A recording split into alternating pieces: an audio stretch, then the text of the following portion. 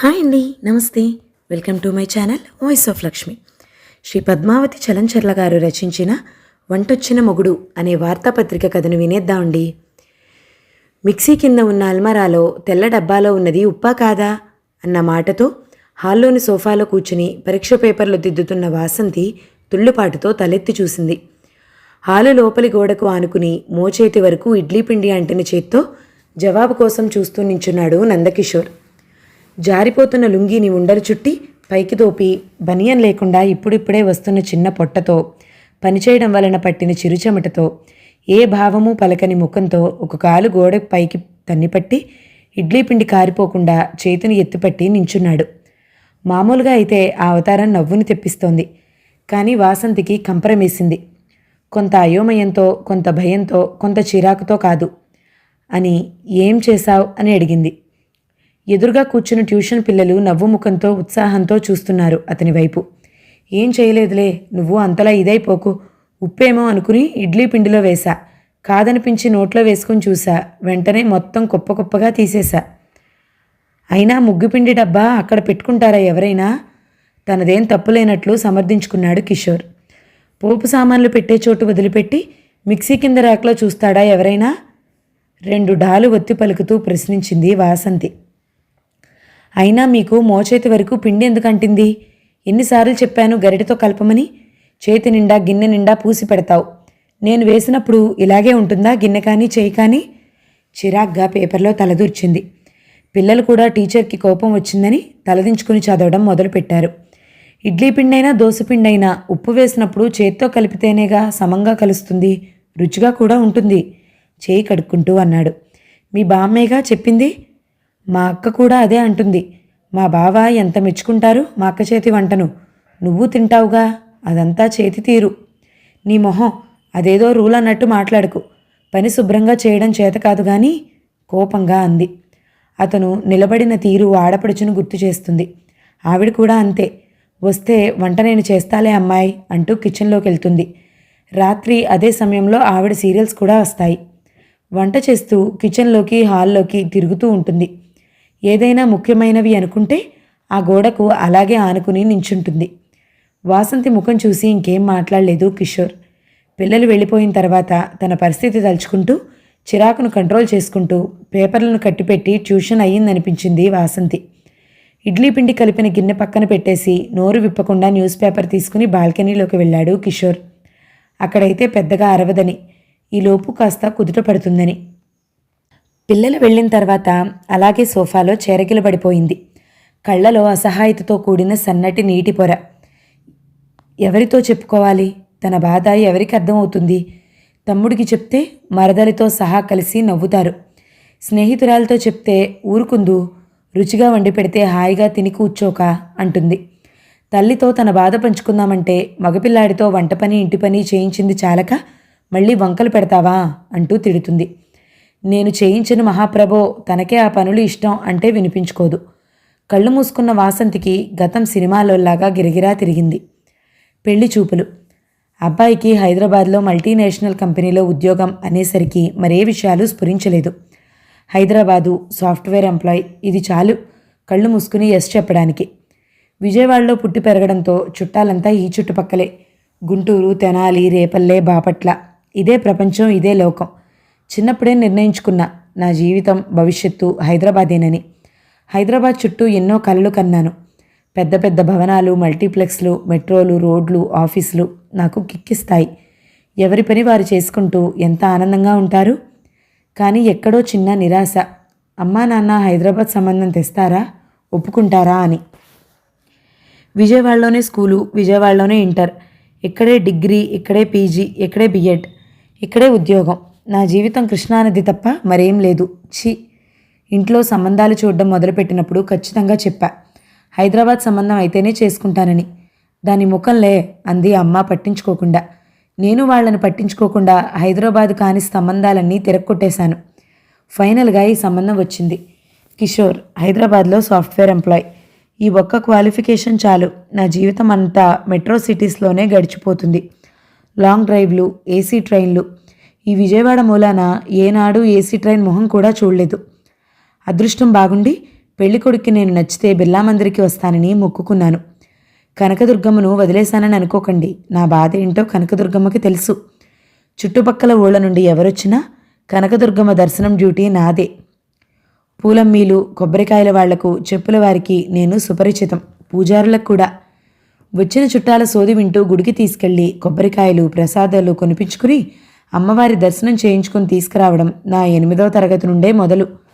కొత్తలో బాగున్న తర్వాత చిరాకు, కోపము, ఆ తర్వాత అసహనము పుట్టుకొచ్చింది. నా వల్ల కాదు అని మొత్తుకున్నా నేర్చుకోవాలి ఇవన్నీ. బెజవాడ అమ్మాయిలంటే కత్తి అనిపించుకోవాలి అంటూ సూక్తి రత్నాలు. కొంతలో కొంత ఊరట. కనకదుర్గమ్మతో నా మొర చెవిన వేసేదాన్ని. ఏ మాట కామాటే. అమ్మను ఎన్నిసార్లు దర్శించినా చాలదు. నాకు తెలియకుండానే చేతులు జోడించి ప్రశాంతంగా కళ్ళు మూసుకునేదాన్ని. అబ్బాయి వాళ్ళది పొన్నూరు దగ్గర చిన్న ఊరు. తల్లి తండ్రి చిన్నతనంలోనే పోవడంతో నానమ్మ పెంచింది. అక్క, తమ్ముడు ఇద్దరికీ 10 ఏళ్ల వ్యత్యాసం ఉంది.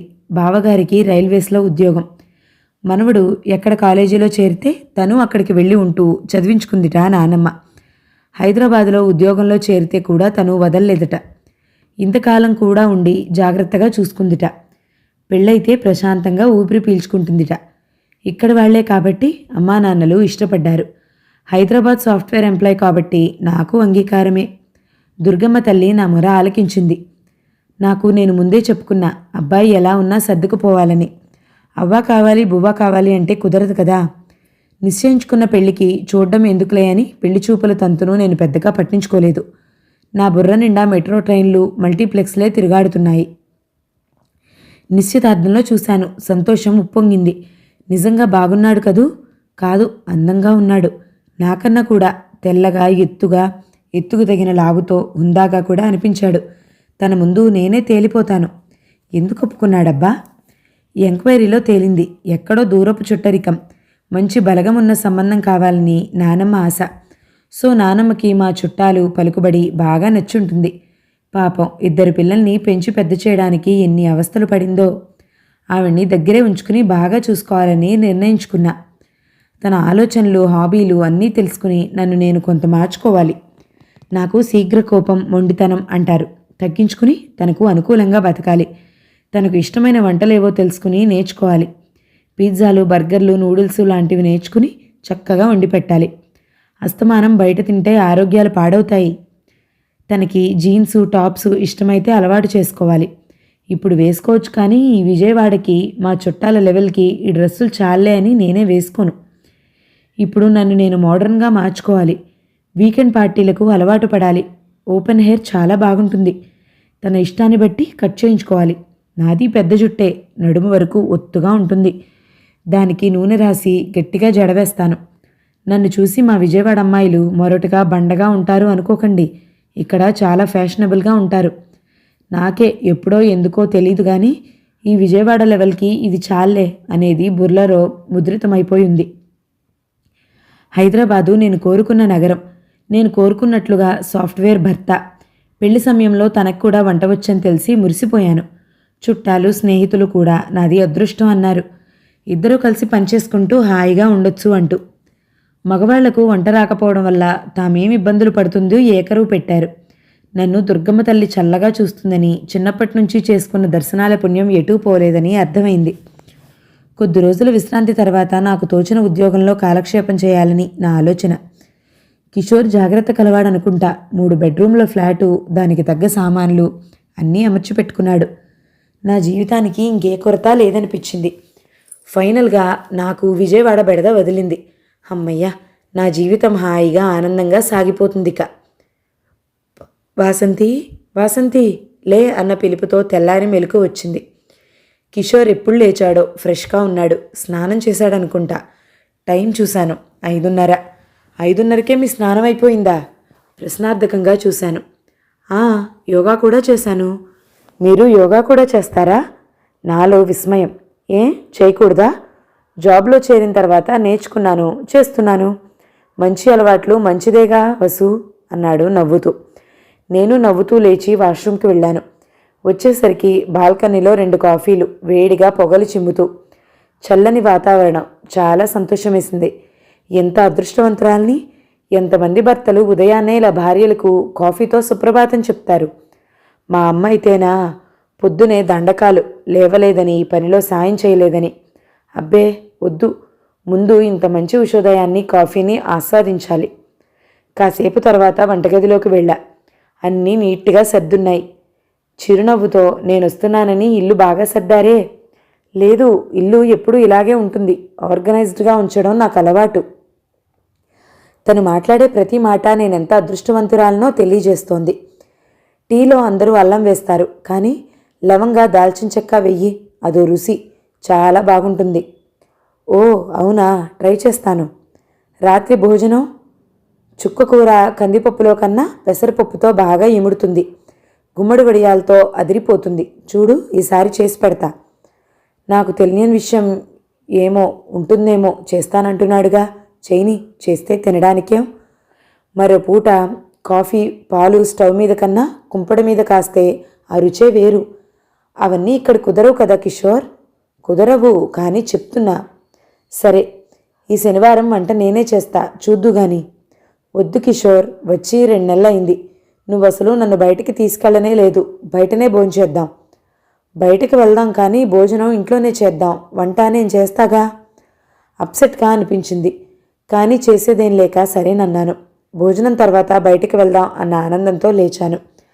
అప్పటికే కిషోర్ స్నానం చేసి కాఫీ ఫిల్టర్ వేశాడు. ఫిల్టర్ కాఫీ నాకు ఇష్టమే, కానీ అంత ప్రాసెస్ నచ్చదు. ఇవాళ ఫిల్టర్ కాఫీ అంత ఆనందాన్ని ఇవ్వలేదు. 2 వారాల క్రితమే తనని కిచెన్లోకి రావద్దని గట్టి వార్నింగ్ ఇచ్చాను. నేను చేసే ప్రతి పనిని ఇలా కాదు, అలా కాదు, ఇది వెయ్యి, అది వద్దు, ఇది ముందు వెయ్యాలి, అది తర్వాత వెయ్యాలి. అబ్బో, రన్నింగ్ కామెంటరీ సాగిపోతూనే ఉంటుంది. ఏది నా లెక్క ప్రకారం జరగదు. వంట బాగానే ఉంటుంది, ఏ మాటకు ఆ మాటే చెప్పుకోవాలి. కిషోర్ వంట అద్భుతంగా చేస్తాడు. అంతేకాదు, ఇష్టంగా చేస్తాడు. వంటే కాదు, ప్రతి పని అంతే, పక్కా ప్రణాళిక. దేని తర్వాత ఏది, ఎంత, ఎప్పుడు వెయ్యాలి అన్నది చాలా లెక్క ప్రకారం ఉంటుంది. నేను మామూలుగా అందరిలాగా చేస్తాను. ప్రతిరోజు తినేటప్పుడు ఏదో ఒక కామెంట్, అది నాకు నచ్చటం లేదు. టమాటో పప్పుకి దొండకాయ వేపుడు బెస్ట్ కాంబినేషన్, అది కూడా దొండకాయలు గుండ్రంగా కోయాలి. దోసకాయ పప్పుకి వంకాయ కొబ్బరికారం సూపర్గా ఉంటుంది, పొడవు వంకాయలు. పొట్లకాయ పెరుగు పచ్చడికి బెండకాయ డీప్ ఫ్రై బాగుంటుంది. సాంబార్కి ఆలూ ఫ్రై కన్నా చేమదుంప మిరియపు కారం బెస్టు. గుమ్మడి వడియాలు, బియ్యపు వడియాలు, మినప వడియాలు, ఇలా ఏవి దేనితో అద్భుతంగా ఉంటాయో చెప్తూనే ఉంటాడు. ఇవాళ గోంగూర పచ్చడి ఎండుమిరపకాయలతో చెయ్యి, మిరపకాయలతో పాటు ధనియాలు, జీలకర్ర వేయించు. రోజు భోజనం టైంలో ఇదో చర్చ తనకి. మొదట్లో ఇష్టంగానే అనిపించినా రాను రాను చిరాకు మొదలైంది నాకు. కాఫీ, స్నానం, ఆంజనేయ స్వామి గుడి. నువ్వు అలా కూర్చో, కాసేపట్లో అల్లం వేసి మంచి పెసరట్టు వేసి పెడతా నీకు. పిండి రాత్రే నానేసాగా. నువ్వు అలా కూర్చో, నేను చిటికలో వేసేస్తా. చుర్రుమంది నాకు, కానీ ఆకలి వేస్తుంది. మౌనంగా వెళ్ళి సోఫాలో కూర్చుని టీవీ ఆన్ చేశా. వేసినంతసేపు నానమ్మ, అక్క, టిఫిన్లు, వంటలే. ఎవరు ఎలా చేస్తారన్నదే. నీకు కూడా వేసే కిషోర్, ఇద్దరం కలిసి తిందాం. వద్దొద్దు, పెసరట్టు వేడిగానే తినాలి, చల్లారితే బాగోదు, నువ్వు తినేసేయ్ అంటూ ప్లేట్ తీసుకొచ్చాడు. వేడి పెసరట్టు. నెయ్యి కారుతూ ఆత్మారాముడు తృప్తి పడ్డాడు.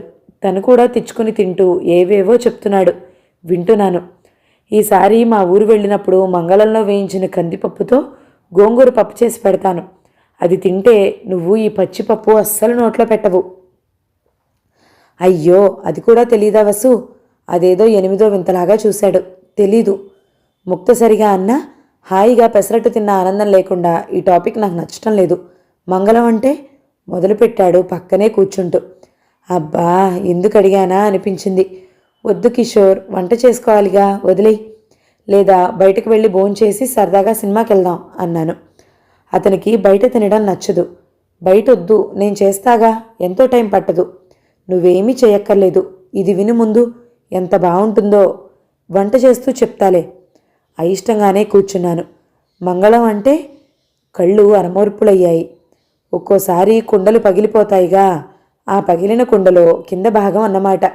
దాన్ని పొయ్యి లేదా కుంపటి మీద పెట్టి పప్పు వేయించుతారు. మంట పెద్దగా పెట్టకూడదు, సన్న సెగ మీద దోరగా వేయించాలి. నా కళ్ళు ఎప్పుడు మూతపడిపోయాయో తెలీదు.